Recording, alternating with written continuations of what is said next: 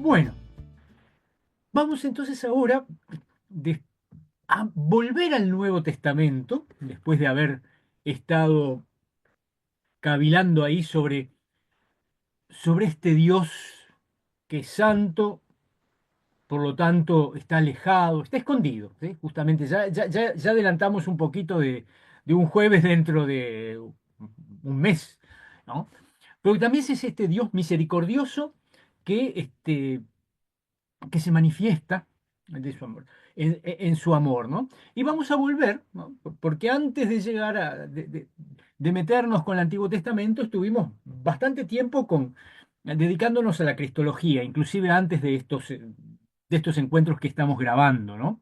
Entonces vamos a volver ahora a Jesús el Cristo, como revelador escatológico, ¿no? Porque es el fin de los tiempos. Con Jesús se consuma la historia de la salvación. Entonces, Jesucristo como este revelador de Dios en la historia de la salvación, ¿no?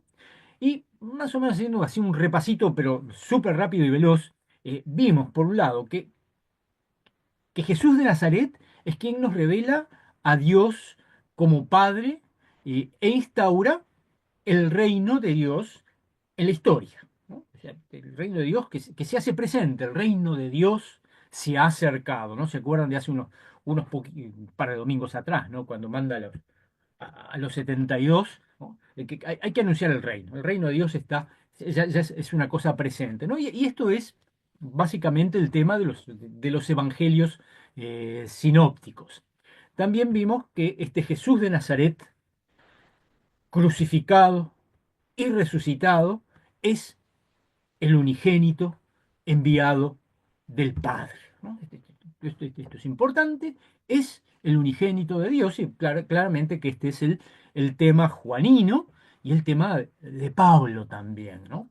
Y hoy nos vamos a volver a andar metidos ahí en la cristología, pero vamos a ver que este Jesús de Nazaret, este Mesías, este Cristo crucificado y resucitado, es el dador del del espíritu de filiación, ese espíritu que nos hace hijos e hijas de Dios, y es el espíritu que nos da la comunión, que nos hace un cuerpo a los creyentes, ¿no? Y esto nos vamos a dejar inspirar fundamentalmente por Juan, Pablo, y también los sinópticos tienen este tema, ¿no? Entonces, vamos a ello, pues, ¿no? Jesús es quien nos da el espíritu que nos hace hijos e hijas de Dios y que también el espíritu que nos da la comunión entre nosotros, ¿no? Nosotros creyentes, y nuestra comunión también con Dios. De hecho, el espíritu acá en el Nuevo Testamento se va a empalmar, ¿no? O sea, esta experiencia de Dios que nos propone el Nuevo Testamento recoge, ¿no? Se empalma con todo lo que vimos de este espíritu, del espíritu de Yahvé en el Antiguo Testamento, digamos, con ese espíritu que es activo, y que hay una promesa de fusión del espíritu, de derramamiento sobre toda la humanidad, cosa que, bueno, está ese texto de Joel tan lindo, ¿no? En aquel día derramaré mi espíritu, bueno, y ahí viejos y jóvenes, unos tendrán visiones, todas esas cosas, ese espíritu del Señor que se derrama generosamente en ese día escatológico sobre toda la humanidad, ¿no? El Nuevo Testamento se empalma con todo eso, pero también, y esto es lo más importante, también nos trae un elemento de novedad, ¿no? Hay novedades con respecto al espíritu en, en el Nuevo Testamento, y eso es lo que vamos ahora a apuntar en este encuentro, ¿no? En los sinópticos, ¿no? Mateo, Marcos y Lucas, claramente Jesús es presentado como el Cristo prometido, sobre quien reposa el espíritu de Yahvé, ¿no? ¿Se acuerdan ese texto programático de Lucas, ¿no? Que creo que, no sé si lo leímos, leímos el texto de Isaías el lunes pasado, de Isaías 61, ¿no? Ese texto donde Jesús, en la sinagoga de Capernaum, Se levanta a leer, toma el rollo del profeta Isaías y comienza la lectura. El Espíritu del Señor está sobre mí y me ungió para llevar las buenas nuevas. Y termina diciendo, cuando cierra el rollo, esta escritura se ha cumplido delante de vosotros. Es decir, los evangelios nos dejan bien clarito que este Jesús de Nazaret, sobre este Jesús de Nazaret reposa el espíritu de Yahvé. Y de hecho, la predicación de Jesús, la enseñanza de Jesús, las prácticas de Jesús, sus milagros, sus exorcismos, se producen en función del espíritu, ¿no? Esa acción del espíritu, toda, toda obra de Jesús es acción del espíritu, y hay un texto que de seguro si lo buscamos, si quieren, Mateo 12:28. Búsquelo alguien y léalo. Cuando lo lean se van a dar cuenta en qué pasaje del Evangelio de Mateo está. 12:28. 12:28, ¿no? Sí, sí.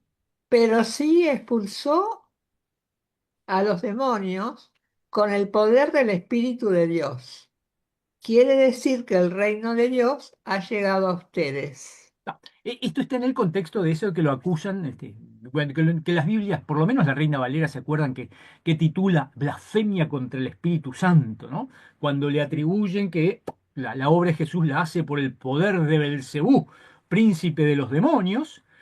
Y no, Jesús les dice, no, lo que yo hago es por el poder del Espíritu, y eso quiere decir que el reino de Dios está presente, ¿no? Es decir, que los sinópticos tienen, es claro en los evangelistas que Jesús obra, predica, enseña por el poder del Espíritu, ¿no? Y eso queda bien claro en los textos del bautismo de Jesús, que quizás el más lindo, y más explícito, o sea, el texto juanino, que está en el capítulo 1 de Juan, versículos 32 al 34.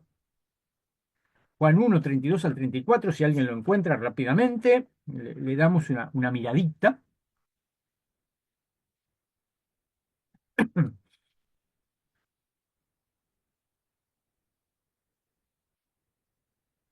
Si alguien lo tiene, Lo primera Juan, tengo, Pastor, si quiere lo perdón, leo. Juan 1, 32, 34.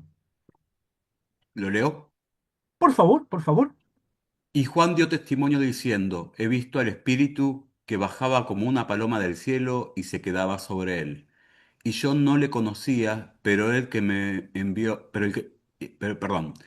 Y yo no le conocía, pero el que me envió a bautizar con agua me dijo, aquel sobre quien veas que baja el Espíritu y se queda sobre él, ese es el que bautiza con Espíritu Santo.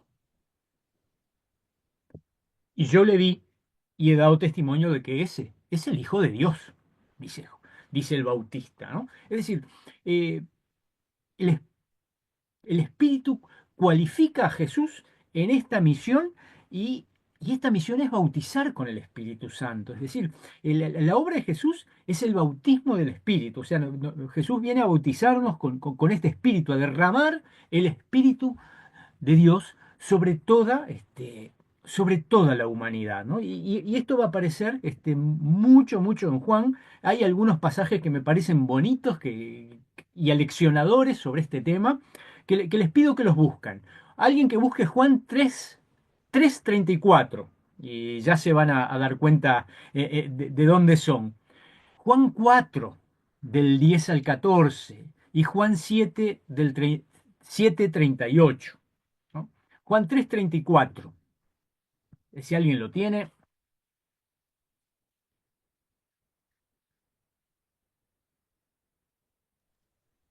El que Dios envió, dice la palabra de Dios, porque Dios le da el Espíritu sin medida.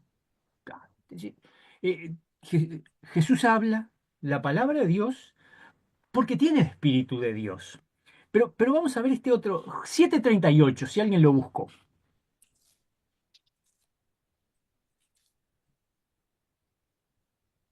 38. El que cree en mí, como dice la Escritura, de su seno brotarán manantiales de agua viva. El que se refería al Espíritu que debían recibir los que creyeran en él, porque el Espíritu no había sido dado todavía, ya que Jesús aún no había sido glorificado. Aquí, Juan, como ven, utiliza esta manifestación del Espíritu con la imagen de los ríos de agua viva. Correrán ríos de agua viva. Y si nos vamos al otro texto que les mencioné también, que es Juan 4, que es un diálogo con una señora, a ver si se acuerdan, Juan 4, el diálogo con la samaritana. ¿A Y dónde, qué es qué lo número que... es, pastor? Bueno, el texto está en el 10, versículo 10, que habla del agua, ¿no? Del 10 al 14, ¿no? Un texto muy bonito, en el cual Jesús le justamente, respondió, a ver, si conocieras el don de Dios y quién es el que te dice, dame de beber, tú misma se lo hubieras pedido y él te habría dado agua viva. El ¿no? 11 también. Sí, sí, hasta el 14, que es todo. Señor, le dijo ella, no tienes nada para sacar el agua y el pozo es profundo. ¿De dónde sacas esa agua viva? ¿Eres acaso más grande que nuestro padre Jacob, que nos ha dado este pozo, donde él bebió lo mismo que sus hijos y sus animales? Jesús le respondió, el que beba de esta agua tendrá nuevamente sed, pero el que beba del agua que yo le daré, nunca más volverá a tener sed. El agua que yo le daré se convertirá en él en manantial que brotará hasta la vida eterna. Muchas gracias. Entonces, vean cómo acá nuevamente ese tema del agua aparece en este diálogo con la samaritana. Este va a ser esta agua de vida, ¿no? Esta agua de vida que Jesús que en el otro texto anterior identificamos con el Espíritu, es el don de Jesús, el don que Jesús da a, a las personas, ¿no? Y el texto es muy bonito porque juega en dos niveles de comprensión. La señora que piensa en el agua de ese pozo, ¿no? Y habla, alude a la historia, y lo que Jesús está diciendo que es esta agua de vida, esta otra agua que tenés ahí medio turbia y barrosa, bueno, se vuelve a tener sed, pero el agua que yo daré es para vida eterna, ¿no? Y este tema del agua, guárdenlo porque vamos a seguir con él. Y hay otro textito que tiene que ver con esto del don del Espíritu que en las personas es nuestra nueva vida, la nueva vida que Jesús nos trae, también está en Juan, y es un diálogo. Otro diálogo que también se juega con esos dos niveles. En ese caso, en este otro que estoy aludiendo, es un caballero el que está hablando con Jesús y él entiende, ya deben estar calculando de quién me estoy refiriendo, él entiende el nacimiento como lo entiende, como un nacimiento. Pero Jesús le dice que hay que nacer del agua y del espíritu, ¿no? Este espíritu que nos da Jesús es lo que nos hace renacer, lo que nos hace ser estas nuevas criaturas, ¿no? Eh, no como, bueno, como ese nacimiento, lo que viene de la carne, bueno, carne es y bueno, y fenece, ¿no? Pero esto que da Jesús, que es don de Jesús, que es el don de Dios, va a ser para vida eterna. Sin embargo, en el Evangelio de Juan, y esto ya lo leímos ahí en el 7, en el capítulo 7, eh, esta, es- esta hora de la plenitud del don del Espíritu está vinculado con la cruz, ¿no? Porque el texto de Juan dice, eh, aún no había venido el Espíritu Santo porque Jesús aún no había sido glorificado, ¿no? Todavía no está el Espíritu, falta esta glorificación. Y en el texto juanino, la glorificación de Juan, cuando Juan habla de la glorificación o habla de la hora de Jesús, ¿cuál es la hora de Jesús? La hora de Jesús es la hora de la cruz, donde Jesús se entrega. Esa es la hora de Esa es la hora en que Jesús es glorificado, ¿no? Juan juega mucho con, bueno, hay todo con un proceso de que creen que, algunos creen que la hora de Jesús, esa hora de la cruz es la hora final de Jesús, y el plan de Dios tiene que ver, va justamente a contramano de lo que piensan los sumos sacerdotes. La hora de Jesús es esa hora de la cruz, que para ellos es la hora final donde ellos creen que han triunfado. Esa es la hora de la glorificación de Jesús. Y para Juan, ahí es donde el Espíritu Santo va a venir sobre todos nosotros, ¿no? Es entonces desde la cruz donde Jesús da el Espíritu Santo y aparece en la cruz. Justamente les pedí que tengan en memoria lo del agua, porque es en la cruz donde aparece nuevamente el agua. ¿Se acuerdan dónde? Bueno, en el lanzazo El lanzazo. Ahí está. Y manó sangre y y agua. agua. ¿Y quiénes estaban al pie de la cruz? Miren qué interesante esto. Jesús no María. estaba, en el Evangelio de Juan no está solito. Al pie de la cruz hay gente. Sí, la madre. Y San María, la Juan. madre de Jesús, María Juan, San Jesús, Juan. María, Juan, ¿no? María Magdalena, qué sé yo. Es- ¿Cuánto? esto se derrama sobre esa comunidad. El Espíritu de Jesús se derrama sobre la comunidad que está al pie de la cruz. Esto es importantísimo. La comunidad, nosotros recibimos este Espíritu al pie de la cruz. Es desde la cruz que nos viene el Espíritu, el Espíritu Santo.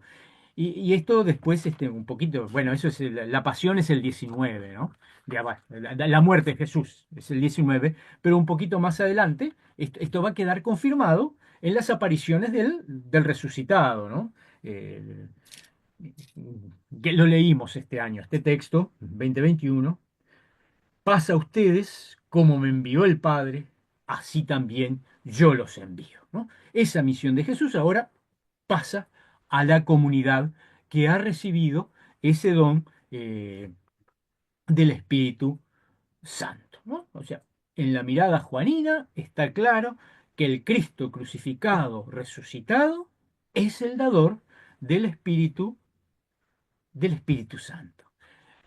Pablo, miren qué picardía, ¿no? O sea, para Juan esto es así, ¿no? El Cristo muerto y resucitado es el dador del Espíritu Santo. Pablo mira esto desde el lado complementario y es muy lindo como lo expresa en Romanos, si lo buscan, Romanos 1, versículos 3 y 4, ¿no? 1, 3 y 4.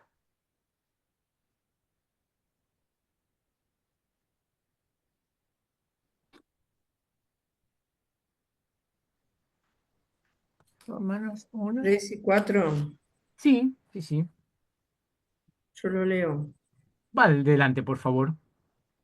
Es el mensaje que trata de su Hijo Jesucristo, nuestro Señor, que como hombre fue descendiente del rey David, pero como espíritu santificador y por el hecho de haber resucitado, fue declarado Hijo de Dios y se le dieron plenos poderes. No. Entonces, vean cómo este Cristo va, que es por obra de Dios resucitado, en el Espíritu toma todos los poderes, ¿no?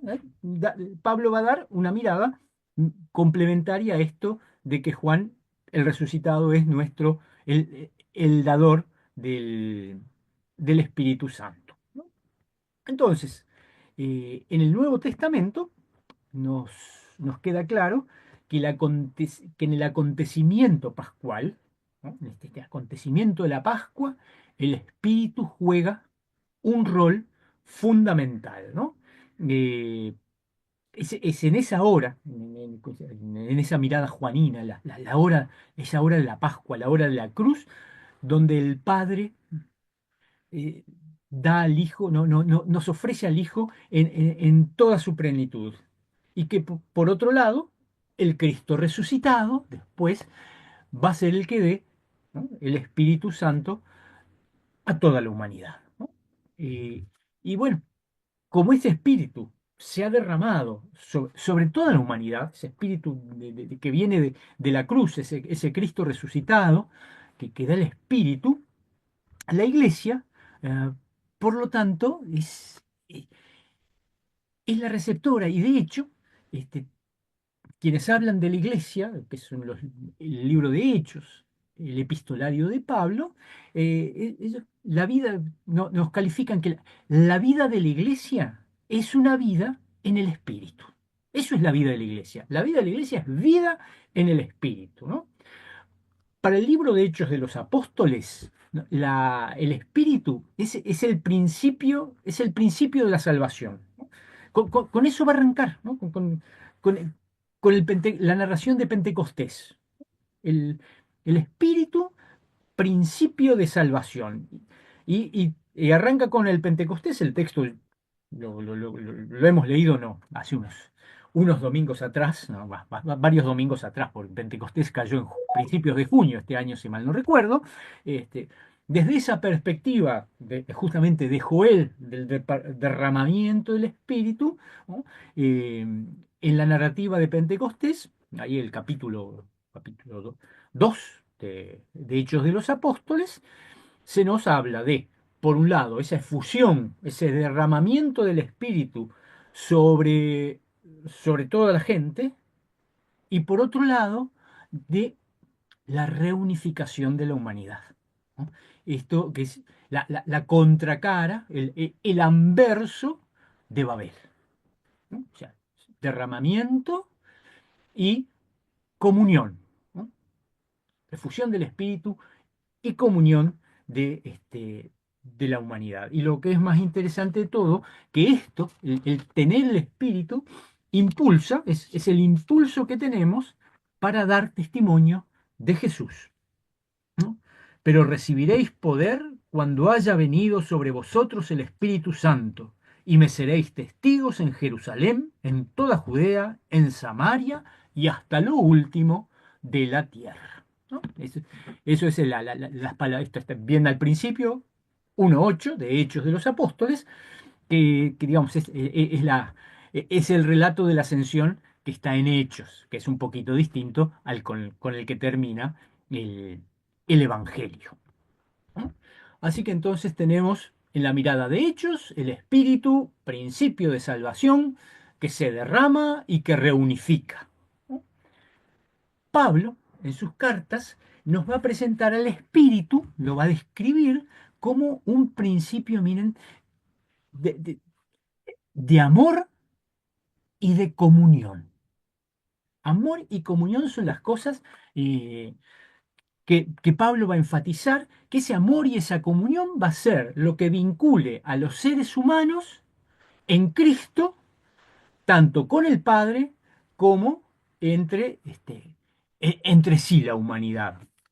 Y vamos a buscar algunos textitos de Paulinos, Romanos, por ejemplo, la epístola a los Romanos, capítulo 8, versículos 15 y 16, que es muy lindo. ¿Alguien lo tiene ese? Romanos 8, 15, 16. Sí, acá está. Y ustedes no han recibido un espíritu de esclavos para volver a caer en el temor, sino el espíritu de hijos adoptivos, que nos hace llamar a Dios Abba, es decir, Padre. El mismo espíritu se une a nuestro espíritu para dar testimonio de que somos hijos de Dios. Este este espíritu que libera del temor, nos reúne, nos hace a todos nosotros hijos, hijas de Dios, ¿no? Ahora, el espíritu da testimonio de que somos esos. Hemos sido adoptados y ahora somos hijos e hijas de Dios. Formamos una comunión, una familia, la familia de Dios, ¿no? Un solo cuerpo somos ahora, ¿no? Y esta imagen del cuerpo, ustedes ya la conocen bastante, que Pablo la utiliza en varios lugares, ¿no? Pero además, este espíritu también tiene que ver con la libertad, con esa libertad que tenemos los hijos e hijas de Dios, ¿no? Vamos a buscar en Segunda Corintios, es Segunda Corintios 3:17, este principio de libertad tan importante, que también es un pasaje conocido y es muy bonito también. ¿Alguien lo tiene? Yo lo busco. 3:17. Segunda Corintios 3:17.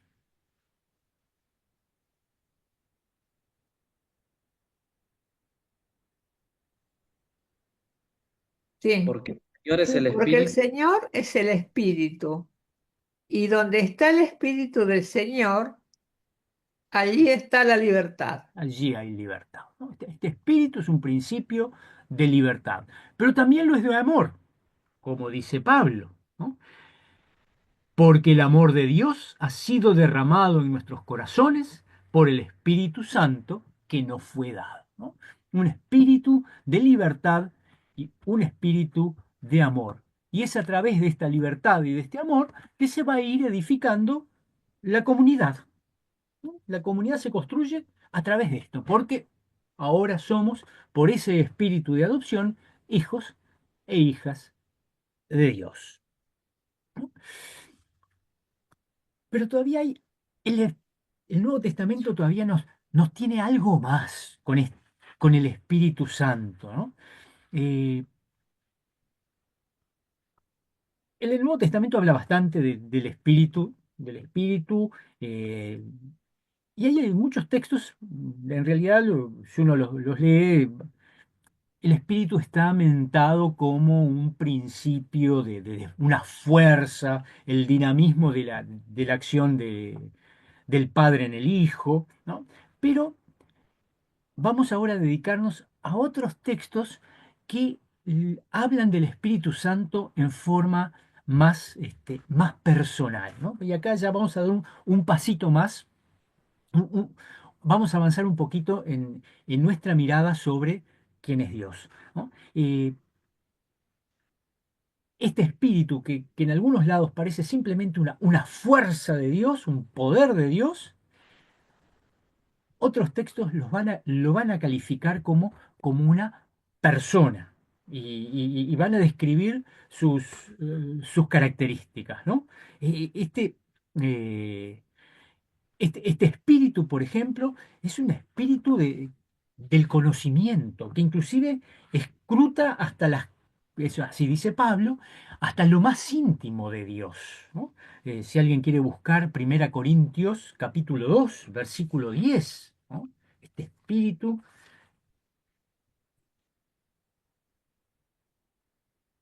si quiere leer un par de versículos más, se agradece. Primera Corintios 2, 10. Yo lo tengo. Adelante. 10 y hasta qué otro. Dos o tres versículos más, 10, 11 y 12, por ejemplo. Bueno, estas son las cosas que Dios nos ha hecho conocer por medio del Espíritu, pues el Espíritu lo examina todo, hasta las cosas más profundas de Dios. ¿Quién entre los hombres puede saber lo que hay en el corazón del hombre, sino solo el Espíritu que está dentro del hombre? De la misma manera, solamente el Espíritu de Dios sabe lo que hay en Dios. Y nosotros no hemos recibido el Espíritu del mundo, sino el Espíritu que viene de Dios, para que entendamos las cosas que Dios en su bondad nos ha dado. Bien, o sea, es un espíritu de conocimiento, conoce a Dios, conoce lo íntimo de Dios. Y es un espíritu también que se nos ha dado a nosotros, está en nuestros corazones, ¿no? Dice Pablo, eh, Dios envió a vuestros corazones el espíritu de su Hijo, el cual clama, Abba Padre. Esto está en la carta a los Gálatas. Y si se acuerdan también, el espíritu es quien distribuye los dones. Y Pablo dice algo interesante, que él los distribuye como quiere, ¿no? No tiene que seguir instrucciones. El Espíritu distribuye libremente los dones de Dios. A ver dónde. Es, acá no, pero todas estas cosas las hace uno y el mismo espíritu, repartiendo a cada uno en particular como él quiere. Primera Corintios 12:11. ¿No? ¿No? Y en algunos textos paulinos ya van a aparecer fórmulas trinitarias. Ya va a aparecer donde empieza a aparecer Padre, Hijo y Espíritu Santo, por ejemplo, en la despedida de la correspondencia Corintia. El fin del último versículo de la carta a los Corintios, 13:14, la gracia del Señor Jesucristo, el amor de Dios y la comunión del Espíritu Santo sean con todos vosotros. Ya empiezan a aparecer en estos escritos del Nuevo Testamento fórmulas trinitarias, que por supuesto tenemos quizás una antigua fórmula trinitaria bautismal, la encontramos en el fin del Evangelio de Mateo. ¿Se la acuerdan, no? Es- Al final de Mateo. ¿No? Por tanto, id y haced discípulos a todas las naciones, bautizándolas en el nombre del Padre, del Hijo y del Espíritu Santo, y enseñándoles que guarden todas estas cosas que yo les he mandado. Bien. Y así termina esta colita del Evangelio de Mateo con una antigua fórmula trinitaria bautismal. Entonces vean cómo se nos va introduciendo este Espíritu Santo como una persona, ya no es una fuerza, es, es una persona que tiene actividad, que hace las cosas conforme a su arbitrio, ¿no? Distribuye los dones como les da las regaladas ganas. Y esto, bueno, en la mirada paulina y de los sinópticos, pero Juan todavía nos añade algo más, porque hay una serie de textos, son cinco textos que son eh, los que habla del, bueno, por lo menos acá, en la Reina Valera, habla del Paráclito. ¿Se acuerdan esa palabra medio rara? Otras dice el Consolador, ¿no? Este espíritu que es ese otro enviado, ¿no? Porque tenemos este enviado de Dios que es Jesús, el Cristo, el ungido. Pero también va a venir otro enviado. Y este es el Espíritu, ¿no? Son, son cinco textos que hay que hablan de esto, de esta promesa del otro enviado, de este Paráclito, y que inclusive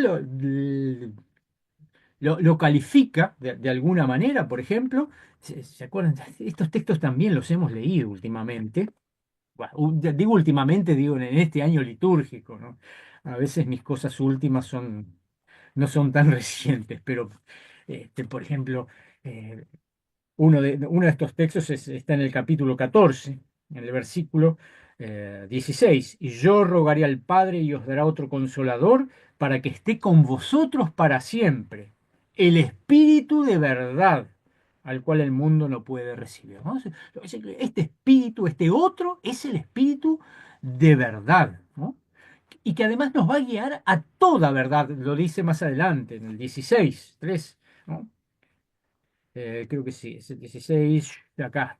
Pero cuando venga el Espíritu de verdad, os guiará a toda verdad, ¿no? Así que este otro, que viene, este otro enviado, ¿no? que es promesa, que viene, es el Espíritu de verdad. Así que Juan nos da este otro pasito más en esta personificación del Espíritu. Es el otro enviado. Tenemos el primer enviado, que es Jesús, el Cristo, y después va a venir otro, el Espíritu de verdad, el que nos va a abrir nuestros ojos. Ese es el otro enviado, el Espíritu. Entonces, en estos textos, son estos 5 pasajes del Paráclito, queda bien clarito para Juan que el Espíritu toma rasgos personales, ¿no? Hay otros textos, a ver si se acuerdan, ¿no? Que este espíritu recibe de lo que es mío y lo dará.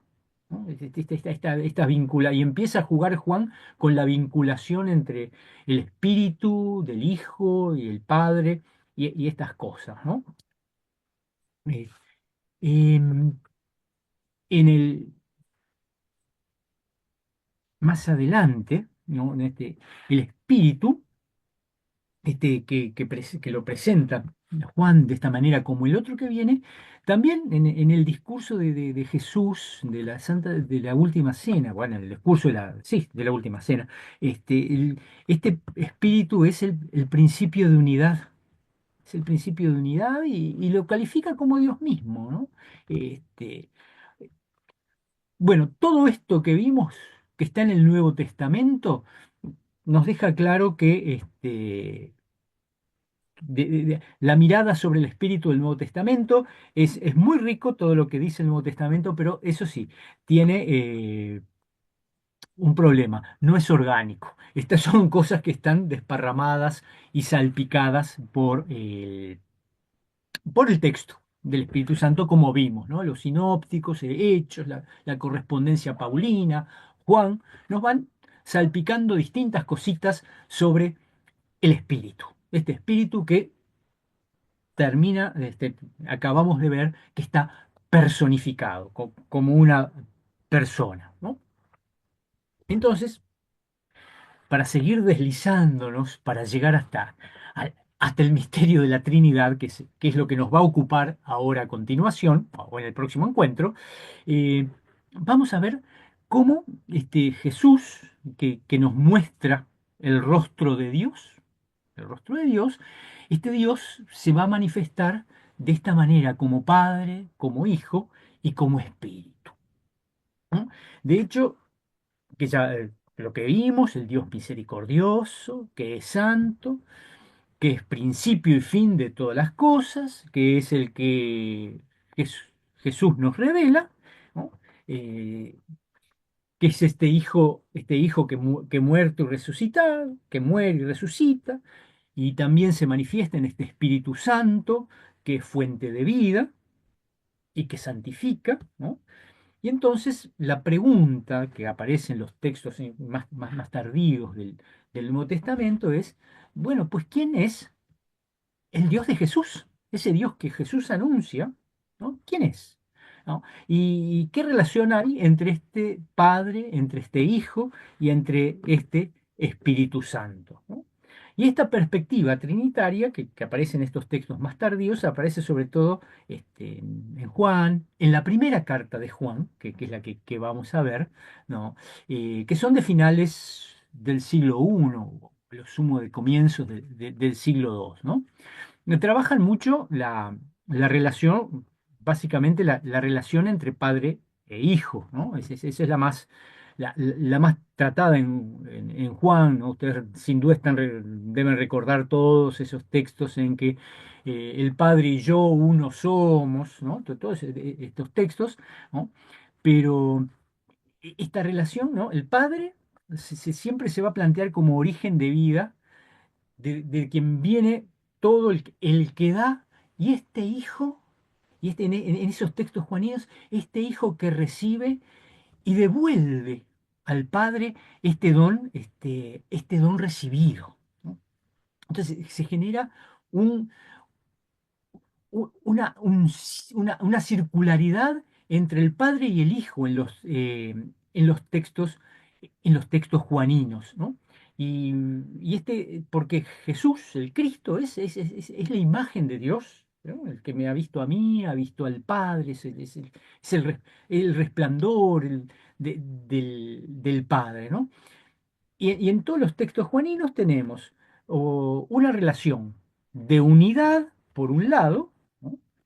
Como por ejemplo, cuando dice yo y el Padre uno somos, pero también de distinción, ¿no?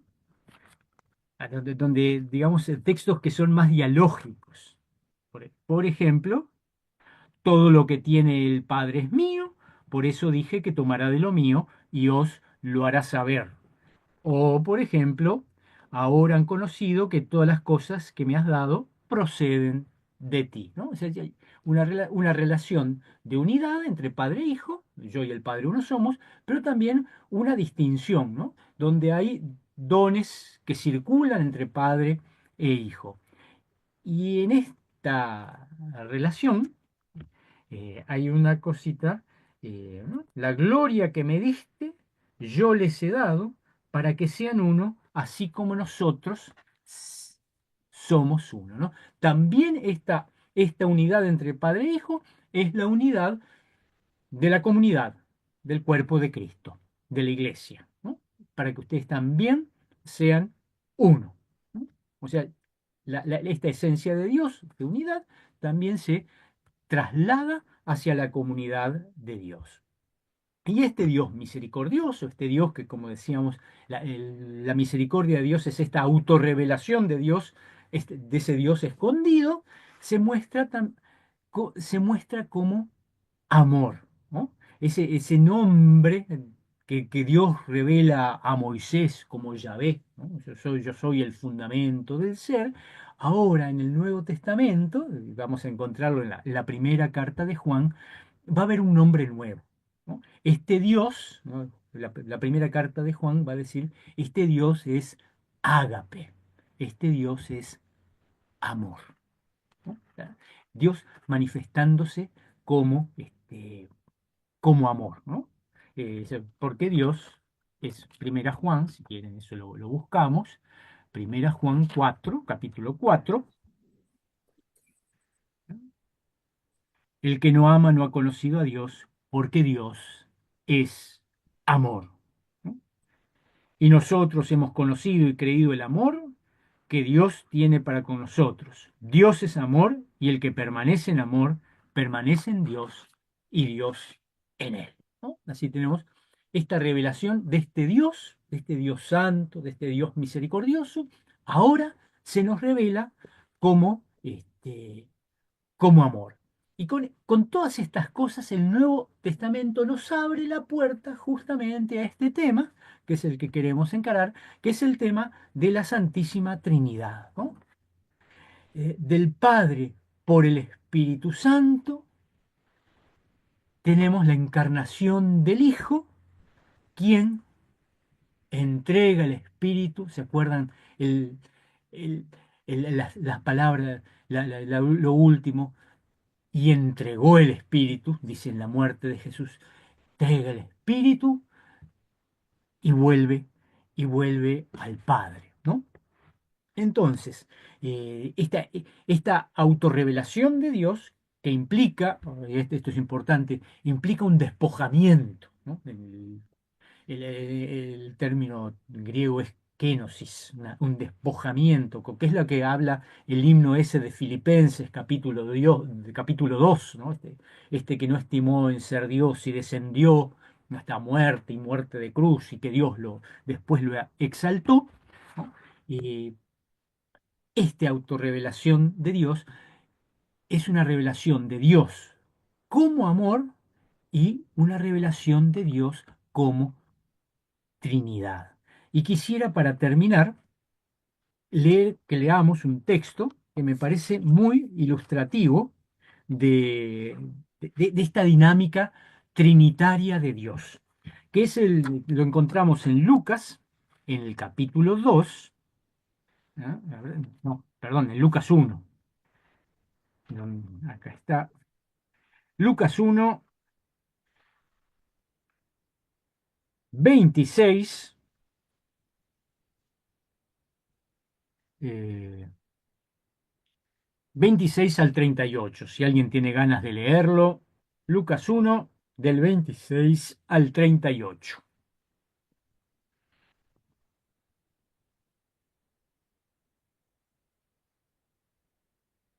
¿Alguien lo tiene? ¿Pastor? ¿Alguien? Sí, Sí. Yo lo ¿Reni tengo. lo tiene? Bueno, Reni, ahí Sí, está. Por al, favor, léalo. sí, al sexto mes el ángel Gabriel fue enviado por Dios a una ciudad de Galilea llamada Nazaret, a una virgen desposada con un varón que se llamaba José, de la casa de David, y el nombre de la virgen era María.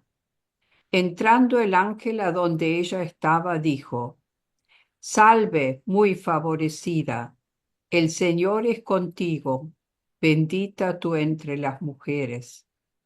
Pero ella, cuando lo vio, se turbó por sus palabras y pensaba qué salutación sería esta.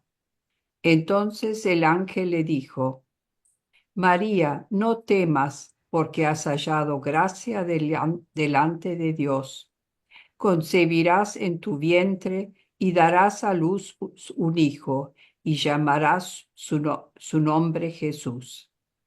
Este será grande y será llamado Hijo del Altísimo. El Señor Dios le dará el trono de David, su padre. Reinará sobre la casa de Jacob para siempre, y su reino no tendrá fin. Entonces María preguntó al ángel: ¿Cómo será esto? Pues no conozco varón. Respondiendo el ángel le dijo: El Espíritu Santo vendrá sobre ti, y el poder del Altísimo te cubrirá con su sombra, por lo cual también el santo ser que va a nacer será llamado Hijo de Dios. Y he aquí también tu parienta Elizabeth, la que llamaban estéril, ha concebido hijo en su vejez, y este es el 6º mes para ella, pues nada hay imposible para Dios. Entonces María dijo: Aquí está la sierva del Señor, hágase conmigo conforme a tu palabra. ¿Hasta acá o más? Y hasta acá. Sí. Muchísimas gracias, Reni. Bueno, este texto es el texto de la Anunciación, ¿no? Eh, bien- que es bien conocido, que lo leemos para los tiempos de Adviento. Y acá vemos cómo esta realidad trinitaria, viene a nosotros. Tenemos este Dios altísimo que se acerca, miren como es un Dios que se acerca, y la obra del Espíritu Santo que ya nos muestra cómo se encarna, se encarna el Hijo en María. Pero lo importante en este texto, en que se manifiesta el Dios, este Hijo encarnado y este Espíritu Santo, es cómo viene, cómo nos abrimos nosotros, iglesia, personas creyentes, al misterio de la Trinidad. Y acá es justamente el ejemplo de María el que podemos tomar: a abrirse, despojarse de nosotros mismos y abrirnos a la realidad de Dios, abrirnos a Dios. Así viene Dios, así este Dios santo se acerca y se autorrevela por abrirse a la voluntad de Dios. Este, bueno, esto después tiene otras ramificaciones. Algunos teólogos hablan, yo lo conocí a través de Urs von Balthasar, ¿no?, que es un teólogo católico suizo, ¿no?, que habla del principio mariano de la iglesia, ¿no? La iglesia como lugar donde Dios viene a manifestarse al mundo. Y viene porque hay que decir sí a la voluntad de Dios. Y ese es el modelo de María. Hágase conmigo conforme a tu palabra. Esa es la expresión de la iglesia, para que la iglesia pueda reflejar este Dios que ahora se nos revela en el Nuevo Testamento como ágape, como amor. Este Dios que es trinitario, este Dios que de su unidad también forma comunidad.